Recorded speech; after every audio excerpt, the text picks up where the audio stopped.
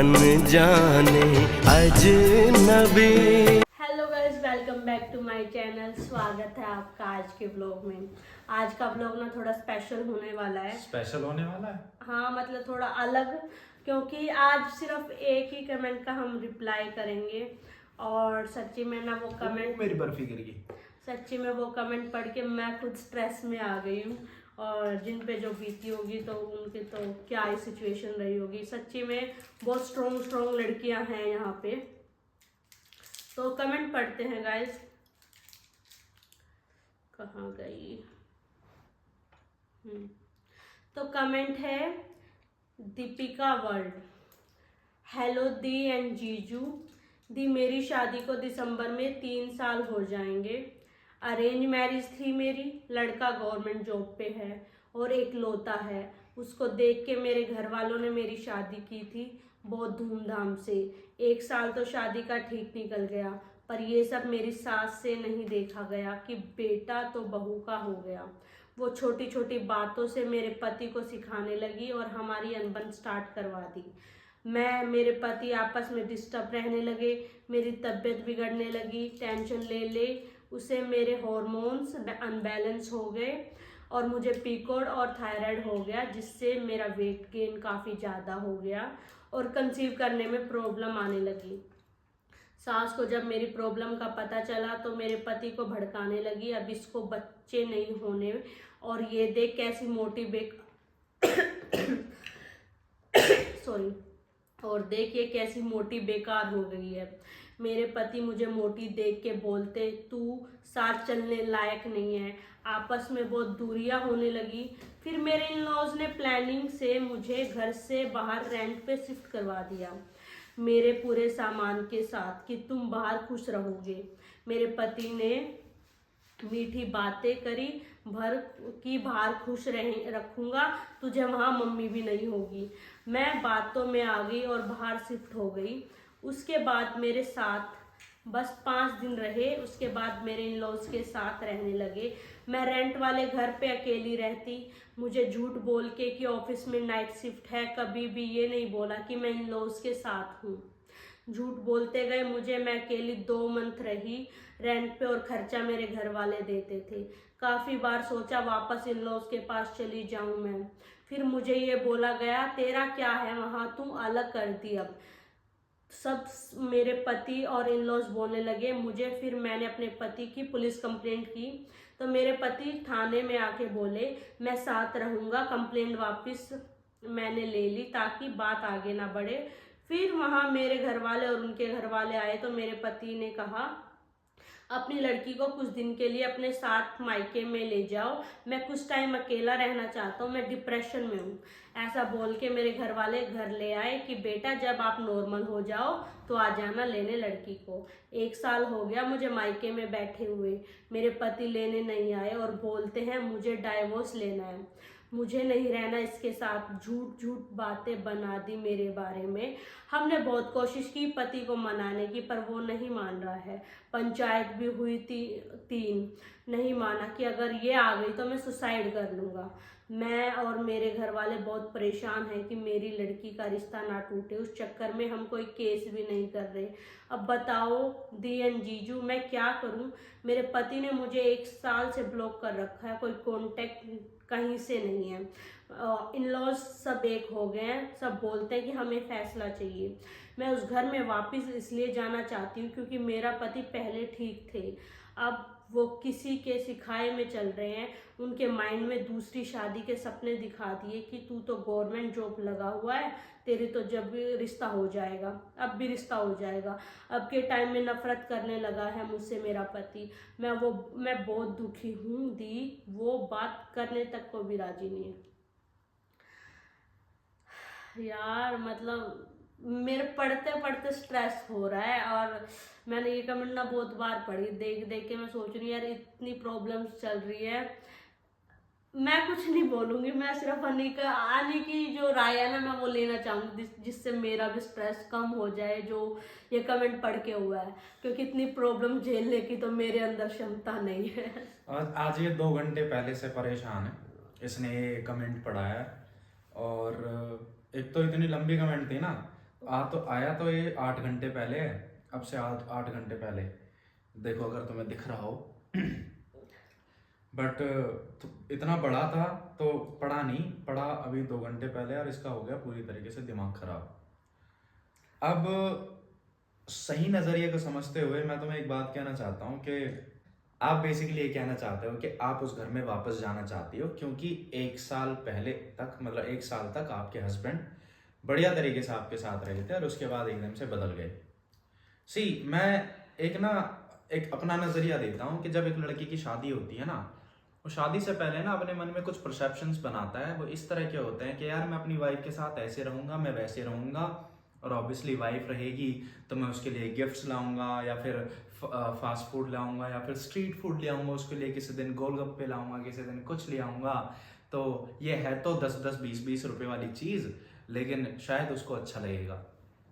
लड़के को ये पता होता है कि उसकी मैरिड लाइफ किस तरीके से जीनी है, लेकिन मैरिड लाइफ के बाद के चेंजेस उसको घंटा पता नहीं होते हैं, ठीक है। अब जैसे शादी होती है उसके बाद में वो अपनी तरीके से जीना शुरू करता है, क्योंकि जैसे मैंने पहले भी बताया था, वो इस तरीके से सोचता है कि मेरी माँ मुझसे बहुत ज़्यादा प्यार करती है, और जिस लड़की से मेरी शादी हुई है ऑब्वियसली उससे मेरा कनेक्शन है, तो मेरी माँ उससे भी प्यार करेगी, और इस तरीके से चीज़ें आगे चलने लग जाती हैं। बट ग्राउंड रियलिटी जो है वो इससे बिल्कुल डिफरेंट है। जिस तरीके से देख, मैं तुम्हें दूसरा भी वो दिखाता हूँ कि जब एक माँ अपने बेटे को पालती है ना, तो उसके सारे नखरे उठा के पालती है। मैं सही बताऊं, एक छोटे से सेंस में कि एक बहू, जो लड़के की बहू होती है, वो 2-4-5 साल तक उस चीज को नहीं बराबर कर सकती जिस तरीके से माँ एक बेटे को पालती है, जो सेक्रीफाइस माँ करती है, राइट।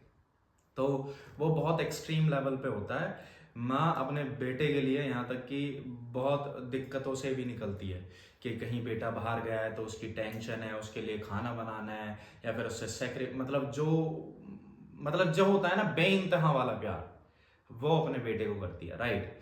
अब वो जो बेइंतहा वाला प्यार होता है वो बेसिकली माँ की ममता को थोड़ी सी गलत कर देता है जब लड़के की शादी हो जाती है। वो कंपटीशन वाला माहौल बना देता है। वो जो ममता होती है ना माँ की, वो बताऊं क्या देखती है कि माँ की ममता देखती है कि मेरा बेटा माँ से ज्यादा प्यार करेगा, राइट। और जब बहू के साथ वो सही से रहता है और बहू लड़के को सही से प्यार करती है या फिर प्यार दिखाती है, तो माँ की ममता हमेशा कंपटीशन करती है उस बहू वाले प्यार से कि नहीं, मैं तो माँ हूं और माँ का प्यार ज्यादा ऊपर है। इस नजरिए को देखते हुए जो सास होती है, माँ कभी गलत नहीं होती, बट हाँ जो सास होती है वो किस तरीके से हो जाती है, ओ अब तो यू कर अल्लाह याकू, अपनी भाषा में बोल रहा हूँ। अच्छा पहले तो कभी ना उठे करो, या पहले तो हमको कभी कुछ न लाया, अब या कोई याल जो भी है, मतलब ये सारी चीजें शुरू हो जाती हैं। अब ये सारी चीजें शुरू होती है तो ये एक टाइम पीरियड के बाद शुरू होती हैं, उसमें कुछ टाइम होता है, 2-4-5 महीने बाद शुरू होती हैं। देन उसके बाद थोड़ी मिसअंडरस्टैंडिंग शुरू हो जाती है, लड़का थोड़ा सा ना घबराने लग जाता है। घबराने कैसे कि यार अब मैं फिर से पहले की तरह रहूंगा, तो अब मेरी माँ ने तो मेरे को ये ताने मार दिए हैं, या फिर मेरे घर वाले तो मेरे को ये ताने मार दिए हैं, और अब मैं ऐसे जाऊंगा तो अब फिर से वो वाली चीज होगी। तो अपनी वाइफ से वो जो पहले तरीके से रहता हुआ आया था शादी के बाद से, अब वो चीज थोड़ी सी कम हो जाती है, राइट। क्योंकि वो अपने मन में इनसिक्योरिटी देख लेता है कि यार मेरी माँ को ये चीज पसंद नहीं है तो मैं ये नहीं करूंगा। मेरा कहने का मतलब सिर्फ इतना सा है कि यार जब भी लड़की किसी से शादी करे, हमेशा ये चीज देखे कि वो लड़का एक सही नजरिया या गलत नजरिया जानता है या नहीं, सबसे बड़ी बात, राइट। अगर उसमें ये है, ये चीज देखो, लड़का माँ से सबसे ज्यादा प्यार करे, इस चीज से किसी लड़की को तकलीफ नहीं होती, राइट। लेकिन हर लड़की को इस चीज से तकलीफ हो जाती है कि लड़के के लिए सारी अपने घर वाले तो सब कुछ रहे, बट वो उसके लिए एक नौकरानी टाइप रहे, या फिर वो उसके लिए कुछ ना रहे। तो जो ये दिमाग की सोच है, ये आगे जो तुम बोल रहे हो कि 1 साल बाद सब कुछ खराब होने लग जाता है, ये आपके केस में नहीं है, ये 90% ऑफ द लड़कियों के केस में है। देखो आपने इतना बड़ा कमेंट करा है, और आपने ऑब्वियसली जिस तरीके से करा है वो एक इमोशन से ढला पड़ा है सारा कुछ, लेकिन ऐसे कमेंट हमारे पास बहुत आते हैं। हम उसका बहुत शॉर्ट तरीके से रिप्लाई दे देते हैं। बट आपने जिस तरीके से कमेंट करा, आपने पूरी स्टोरी बता दी। ये भी मेरे ख्याल से 1.5-2 पेज का कमेंट है ना, तो आपने पूरी स्टोरी बता दी है। मेरे कहने का मतलब सिर्फ इतना सा है कि अब आप इस चीज को नहीं रोक सकते, क्योंकि अब वो घर 1 साल तक कैसा भी रहा हो, अब वो घर चालाकी और साजिशों का बन चुका है, राइट। अब उस घर ने, जैसा आपने बताया कि उसके मन में अब आपको पीसीओडी एंड पीएसओएस कुछ ऐसा होता है ना, पीसीओडी, थायराइड वगैरह, हार्मोन्स इम्बैलेंस की प्रॉब्लम्स हो चुकी हैं और उसके हिसाब से कंसीव नहीं कर पा रहे हो। इस चीज से एक हमारा जो बैकवर्ड जो समाज का नजरिया है वो किस तरीके से सोचता है, देखो यही फर्क होता है जो इंसान धर्म के साथ, धर्म जिसने पढ़ा होता है या फिर सही गलत का नजरिया जिसको होता है और जिसको नहीं होता है। अब वो घर किस चीज पे टिका हुआ है, साजिशें तो पहले ही हैं, राइट, लेकिन अब उन्होंने आपकी एक कमजोरी और भी पकड़ ली है। अब आप उनके लिए एक बच्चा पैदा नहीं कर सकते, राइट। अब ऑब्वियसली अब तुम बच्चा पैदा नहीं कर सकते तो उनके घर का चिराग कैसे जलेगा, और चिराग नहीं जलेगा तो उनके पास अब एक बढ़िया हथकंडा है तुम्हें यहाँ से निकालने का, राइट। अब इतनी साजिशों के साथ वो घर चल चुका है, इतनी चालाकी के साथ चल चुका है। सोचो जिस घर में एक पराई घर की आई हुई लड़की के खिलाफ इतनी सारी चीजें हो रही हो, तुम्हें लगता है कि अगर तुम 1 साल, इस 3 साल बाद भी अगर तुम उस 1 साल को सोचकर चले जाओगे तो तुम्हारे साथ सही तरीके से कोई रहने वाला है? देखो मैं अपना पॉइंट ऑफ व्यू बताऊं, देखो वो तुम्हारी पर्सनल लाइफ है कैसी भी है, मैं अपना पॉइंट ऑफ व्यू बताऊं तुम्हें यही और इससे भी बदतर जिंदगी मिलने वाली है, राइट। मेरे हिसाब से लड़के का मतलब इतना होना चाहिए कि यार लड़के को पता हो कि सही और गलत क्या है। अगर वो अपनी पत्नी के लिए कुछ कर रहा है तो डंके की चोट जो होती है ना उस पे बोले कि हाँ ये मेरा फर्ज है और मैं कर रहा हूं। डंके की चोट पे लड़के में इतना दम होना चाहिए कि हाँ जो बहू के लिए वो बहू के लिए कर रहा हूं और जो माँ के लिए वो माँ के लिए कर दिया है या कर रहा हूं। किसी बहू में इतनी हिम्मत नहीं होनी चाहिए कि जो लड़के को माँ के लिए या बाप के लिए कुछ करने से रोक जाए, और पेरेंट्स में भी इतना वो नहीं होना चाहिए कि जो बहू के लिए, अगर जब तक बात सही है, जब तक परिवार से सही चल रहा है, कि उसको बहू के लिए करने से रोक जाए। प्रॉब्लम इतनी सी हो जाती है। देखो मैं एक और चीज बताता हूँ, मैं भी सोशल मीडिया वो कर रहा था, सोशल मीडिया पे 3-4 लड़के थे, यूपी पोस्टर बॉयज के नाम से शायद वो पेज था, शायद अगर स्क्रीनशॉट होगा तो मैं दिखा दूंगा तुम्हें। तो उन्होंने ऐसा पोस्टर सा पकड़ रखा था और उस पर लिख रहा था कि पत्नी तो तुम्हें और भी मिल जाएंगी पर माँ तुम्हें एक, मतलब कि माँ को दूसरा बेटा नहीं मिलेगा। हाँ तो वो प्रॉपर लाइन बता देता हूँ, वैसा होगा तो स्क्रीनशॉट लगा दूंगा कि लड़की तो शायद कोई और भी मिल जाएगी, बहुत मिल जाएंगी, पर माँ को बेटा नहीं मिलेगा। तो कहने का मतलब ये था जब लड़के की शादी हो जाती है तो उस लड़की के लिए इतना ज्यादा वो मत करो, क्योंकि शादियां तो तुम्हारी और भी हो जाएंगी, लड़कियां तो दूसरी भी आ जाएंगी, पर माँ के लिए बेटा एक ही है, राइट। अब तुम सोचो कि वो जो लौंडे हैं वो किस सोच से चल रहे हैं कि उन्होंने अपनी माँ को एक लड़की बन के जब आई थी वो चीज छोड़ दिया है। उन्होंने अपनी बहन को जब वो लड़की बन के किसी दूसरे के घर में आए वो छोड़ दिया, उनके दिमाग से खत्म हो गया है। अब वो क्या सोच के साथ चल रहे हैं कि अब जब दूसरे की लड़की हमारे यहाँ आएगी या फिर हम दूसरे की लड़की के साथ में रिलेशन में होंगे तो हमें उसको क्या इज्जत देनी। जो इस सोच से कोई लड़का चलेगा तो तुम्हें लग रहा है कि वो तुम्हारी कभी इज्जत करेगा? सी जब यही चीज होती है ना कि मतलब बेसिकली अब तुमने इस चीज में क्या देख लिया, मुझे पता भी नहीं कि उन्होंने इस पोस्टर को लेके मतलब कि उन्होंने अपने दिमाग में सोचा या नहीं सोचा, बट शायद जब उसकी माँ इस घर में आई थी तो एक पत्नी या एक लड़की ही आई थी। तो इसका मतलब उसके बाप को यह सोचना चाहिए था कि ये तो साड़ी ऐसी है लौंडिया, मेरी माँ सब कुछ है, इसको छोड़ो। तो शायद जब उसकी बहन कहीं गई होगी शादी होके तो शायद उसके जीजा ने सोचा होगा कि ये तो साड़ी ऐसी है, इसको छोड़ो, मेरी माँ सब कुछ है, राइट। तो तुम अपनी माँ के लिए, अपनी बहन के लिए सब कुछ चाहते हो, लेकिन आपके लिए अगर आप दूसरे की बेटी आ जाए तो उसके लिए आप कुछ नहीं चाहते हो। क्यों? क्योंकि तुम्हें उस समाज ने, उस समाज के 2 हिस्से हैं, एक अच्छा हिस्सा और एक गंदा हिस्सा। उस गंदे समाज के हिस्से ने तुम्हें इतना कीचड़ में दाब दिया है क्योंकि तुम्हें अपने लिए सब सही चाहिए, ये चीज तुम्हें दिखाई देता है, लेकिन दूसरे के लिए तुम्हें गलत करना है, वो तुम्हें सही लगता है, ऐसा तुम्हें बना दिया है।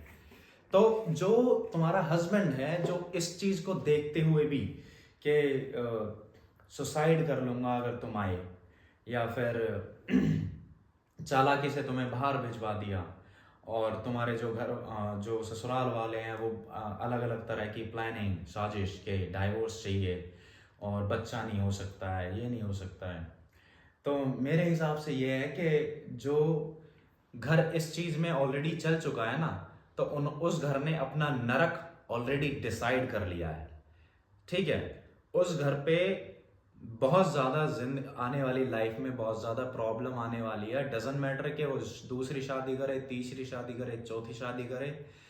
मेरे परसेप्शन में या फिर मेरे पॉइंट ऑफ व्यू में तुम्हारे लिए सिर्फ इतना ही है, जिस घर ने अपने लिए इतना बड़ा नर्क तैयार कर लिया है ना, तो तुम उस नर्क में एंट्री मत करना, क्योंकि तुम्हारे जाने से वो तुम्हारे हिस्से में भी वो दुख आएंगे अब, जो उन्होंने ऑलरेडी तैयार कर लिया है। मेरी बातें थोड़ी सी ट्रेडिशन सी, थोड़ा नर्क और स्वर इस तरीके से होती हैं, क्योंकि मैं ऐसा दिखता नहीं हूं, बट स्टिल ये रियलिटी है, ये सच में होती हैं और ये फील कर चुके हैं, राइट। और मैं तुम्हें सिर्फ इतना ही बता रहा हूं कि अगर तुम्हें एक होप लगती है तुम्हारे नजरिए से, या फिर तुम्हें लगता है कि किसी तरीके से अब भी सारी चीजें ठीक हो जाएंगी, तो कोशिश करना कि चीज ठीक हो जाए, राइट। बट जिस तरह से, ऑब्वियसली वो तुम्हारा एक तरफा भी पॉइंट ऑफ व्यू हो सकता है, लेकिन उसी चीज को अगर मैं सच मान लूं, तो मेरे हिसाब से तुम्हें उस नर्क में एंट्री नहीं करनी चाहिए, वरना वो सारे दुख अब तुम पर भी आएंगे। चाहे उन्होंने वो तुमसे ही वो चीज बनाई है, वो सारा कुछ साजिश चाल, बच्चा ना होना और बाहर भेज देना, ये कर देना, वो कर देना, वो सारी दिक्कतें उन्हें आगे झेलनी पड़ेंगी। अभी उनको ये लग रहा है कि ये तो साड़ी दूसरे की है, हम अपना बढ़िया तरीके से रहते हैं, लेकिन उनको पता नहीं है ये चीज, या ऑलरेडी मतलब पता तो सबको होती है, लेकिन जब गुजरती है ना, जब इंसान को एहसास होता है ओ ये तड़प उस चीज की हो रही है, ये दुख उस चीज का निकल रहा है, तो हर इंसान, चाहे कोई भी है, चाहे सास है, चाहे बेटा है, चाहे बहू है, चाहे बहन है, चाहे कोई भी है, हर चीज के गलत की उसको तड़प या प्रॉब्लम उसको इसी चीज में झेलनी पड़ती है। उनको एहसास भी होता है इस चीज का। तो ये चीज तो अगर तुम्हें लगता है कि तुम उस घर को संभाल सकती हो और वो तुम्हें अच्छे से रख सकते हैं, तो जाओ, और नहीं तो मेरा तो यही पॉइंट ऑफ व्यू है। अगर इस तरह का घर है जहाँ पे लड़का ये नहीं सोच पा रहा है कि गलत और सही क्या है, वो खुद बोल रहा है सुसाइड कर लूंगा आगे, तो और मतलब उसके अंदर ये चीज डाल रखे भाई तो गवर्नमेंट जॉब है, 36 आएंगी और 36 जाएंगी, तो अपनी सेल्फ रिस्पेक्ट। मैं बताऊं, ये गवर्नमेंट जॉब का बहुत इतना है, मेरे को नहीं पता। जब मेरी शादी नहीं हुई थी तो ऑब्वियसली हमारे यहाँ पे भी थोड़ा ऐसा है कि मतलब कि लड़के गवर्नमेंट जॉब पे होते हैं तो वो बढ़िया मतलब वो होते हैं, ठीक है। तो हमारे वहाँ पे रिश्ते लेके आते थे लोग, तो कोई कोई ऐसा होता था कि गवर्नमेंट जॉब नहीं है, जैसे हमसे बोलता, तो ऑब्वियसली गवर्नमेंट जॉब तो नहीं थी।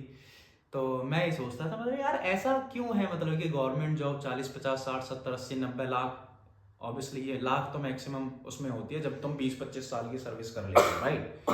मैंने यार इस तरह का मतलब क्यों है। बेसिकली जो लड़की वाले हैं वो एक सिक्योरिटी ढूंढते हैं राइट। तो वो लड़कियों का बहुत नेगेटिव बना देगा, वो एक अलग चीज है। वो अगर कोई कमेंट करना चाहे उसके बारे में लिख देना, मैं भयंकर उसका रिप्लाई दे सकता हूँ। तो बस हाँ, तुम्हारे लिए यही है जो मैंने बोल दिया है, बाकी आप अपना लाइफ का अच्छे से देख सकते हो। अगर आपने कोई गलतियां नहीं करी है, खुद को तो वैसे पता नहीं होता है कि पता है जब हम अपनी बात किसी के सामने रखते हैं ना, तो हम हमेशा बहुत सही करके, क्योंकि हमें पता है कि हम एक तरफा रख रहे हैं, तो हम अपने आप को ना, देखो मैं ये नहीं बोल रहा कि तुमने गलत बताया, यहाँ पे एक तरफा नहीं रखी ना, यहाँ पे तो पति की भी साइड ली। अरे बट हमें दूसरा तरफा तो नहीं पता है ना, मतलब क्लियर नहीं पता। पर मेरे कहने का मतलब ये है कि अगर जैसे आपने बात बताई है, तो जब हम किसी को बात बताते हैं ना अपनी, तो हम क्या करते हैं, अपनी गलतियों को छुपा के और सामने की गलती रखते हैं। तो अगर आपके केस में ऐसा है तो आप अपनी गलतियों की माफी मांगो, राइट। झुकने से कोई छोटा बड़ा नहीं होता, बड़ा बार बार अगर झुकना पड़ जाए तो भैया मत पड़ना, ठीक है। फिर तो ऐसा कुछ तुम भी, अगर उन्होंने तुम्हारी कमजोरी नस पकड़ी है ना, तुम ऐसी पकड़ दो जो फाड़ के रख देना उनको। फिर मत देखो यार, सेल्फ रिस्पेक्ट जरूरी होती है। अब देखो तुम्हारा जो थायराइड जो भी हार्मोन इम्बैलेंस हुआ ये तो ठीक हो जाएगा तो 1 साल के अंदर 6 महीने के अंदर, ये तो नॉर्मल है, बेबी भी कंसीव हो जाएगा, सब कुछ हो जाएगा। पर देखो ना सोच कितनी गिरी हुई है कि मतलब कि बहाने चाहिए उनको तुम्हें छोड़ने के लिए, और तुम फिर भी उस घर में जाओगी तो ये सोच कि 1 साल पहले तो मेरा पति अच्छे से रहता था। तुम्हें भी पता वो 1 साल के अंदर भी लड़ाई झगड़े तो होते, चलो वो लड़ाई झगड़े तो हर हस्बैंड वाइफ के बीच में होते हैं। बाकी मेरा एक और भी ये वो है कि मैं कहना चाहता हूँ आपसे, इफ इन केस ऐसा हो पाए कि आप और लड़का एक सारे घमंड एटीट्यूड लड़ाई को भुला के अपने फ्यूचर की बात कर सको, और उस फ्यूचर की बात में ऐसा हो कि लड़का भी समझ पाए कि हाँ चीजें सही हो सकती है, और तुम भी वो चीजें सही करने का उसको वो दे पाओ भरोसा, तो मेरे हिसाब से करनी ठीक रहेगी। क्योंकि कुछ टाइम बाद ना रहना तो तुम्हें लड़के के साथ है, राइट? तो अपना घमंड वगैरह ये सब कुछ छोड़ दो, लड़के को समझाओ कि जो भी चीज है इन सबको मारो गोली, अच्छे से रहेंगे, कोई दिक्कत नहीं, कोई मेरे लिए भटूरे लाने की जरूरत नहीं है हफ्ते में। लड़का जब समझेगा ना, जब अपने माइंड से चलेगा। मैंने वही तो बोला अकेले में, तभी तो मैं बोला इस तरीके से समझाने की कोशिश कर रहा हूँ। मुझे इतना लगता है कि इंसान में इंडिपेंडेंट अपनी इंसानियत जरूर होती है जब वो अकेले में होता है, राइट? जब वो ग्रुप में होता है ना तो उसमें अपनी इंसानियत से कहीं ज्यादा वो दबाव होता है जो अपनों का दबाव होता है। तो मेरे हिसाब से ना अकेले में समझा के देखो, अगर ऐसा हो जाए पॉसिबिलिटी तो इस रिश्ते को निभाने की कोशिश करो। क्योंकि जो हमारा धर्म है ना, सनातन धर्म या हिंदू कह लो, जो भी कह लो, वैसे ये नाम ही रह गया मेरे हिसाब से। वैसे मैंने बात काट दी इसकी, हमारा ये धर्म नाम ही रह गया, इस पे चलता कोई नहीं है। वरना जो हमारी धर्म की सीख है, जो हमारा मतलब धर्म का एक नजरिया है, अगर उसको कोई पकड़ लेना तो ये डाइवोर्स, ये लड़ाई, ये झगड़े, ये जिंदगी में ना आए। बट क्या है ना, लोगों को जय श्री कृष्णा, जय खाटू श्याम ये करना सबको है, लेकिन फॉलो किसी को नहीं करना, लेकिन अच्छे तरीके से वो नहीं करना। So guys, मैं यही कहना चाहूँगी। ऐसे कमेंट देख के बिल्कुल ही माइंड ऐसे हिला पड़ा मेरा, और मैं ना थोड़ी ना ओवर थिंकिंग ज़्यादा करती हूँ, तो माइंड पे ज़्यादा स्ट्रेस ले जाती हूँ, और ना इजीली ना जैसे ये कमेंट पढ़ ली तो क्या पता कितने दिन बाद ये माइंड से जाएगी या कभी भी याद आ जाएगी, तो व्लॉग लंबा हो जाएगा। ऐसे बहुत सारे कमेंट्स हैं पर मैं उनका रिप्लाई नहीं दूंगी, कल वाले व्लॉग में दूंगी, क्योंकि व्लॉग कम से कम 2-3 घंटे का खिंच जाएगा।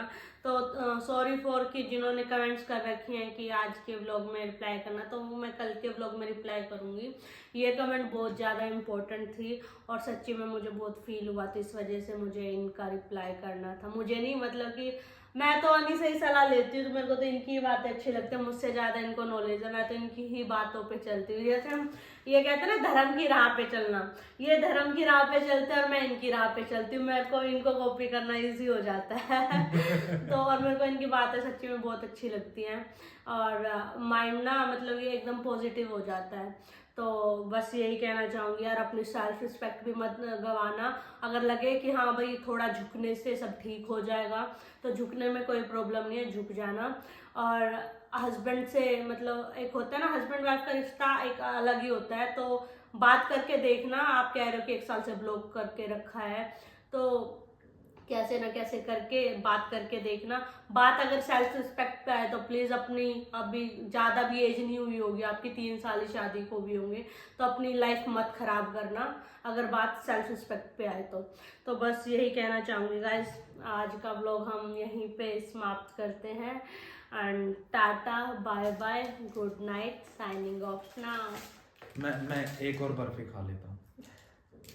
अब जाओ बंद करके।